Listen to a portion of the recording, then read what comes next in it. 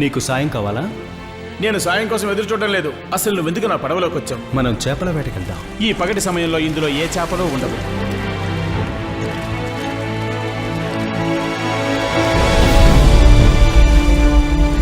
చేపలు? అసలు ఇది ఎలా సాధ్యం? నువ్వు నాతో వచ్చేయి. మనం ఏం చేయబోతున్నాం? లోకాన్ని మార్చబోతున్నా.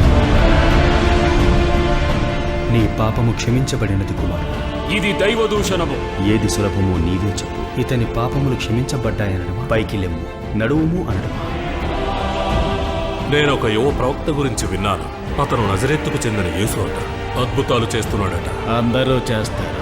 హృదయ శుద్ధి గల వారు ధన్యులు, వారు దేవుని చూచెదరు. మీరు ప్రార్థించండి, మీ ప్రార్థన ఆయన ఆలకించును. అతని కోసం 5,000 మంది వచ్చారు. వాళ్ళు మెస్సయ్య అని ఎలుగెత్తారు. మీరు నీతి కొరకు ఆకలిగొని ఉంటే అది నా ద్వారా తీరుతుంది. జనం కట్టుబాటు తప్పితే పిలాతు ఏం చేయటానికైనా వెనుకాడడు. యాజక, మనకతను సాయం చేస్తాడు. తిరుగుబాటు చేసే వారిని అణచివేస్తా. రోమనుల నుండి మమ్మల్ని కాపాడు ప్రభువా. ఆ వ్యక్తిలో అసాధారణమైనది ఏదో ఉంది. మనం చాలా తెలివిగా జాగ్రత్తగా వ్యవహరించాలి. ఇతను నిజంగా దేవుని కుమారుడే అయితే పేతురు, రమ్ము. నాకు మరణం ఆసన్నమైంది. కుట్రతో నన్ను నా శత్రువులకు అప్పగించనున్నారు.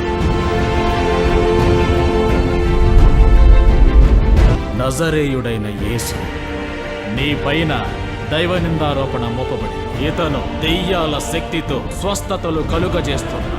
మన దేవుని ఆలయాన్ని కూల్చివేస్తానని హెచ్చరించాడు. ఒక్క విషయం చెప్పు, నీవు దేవుని కుమారుడవా?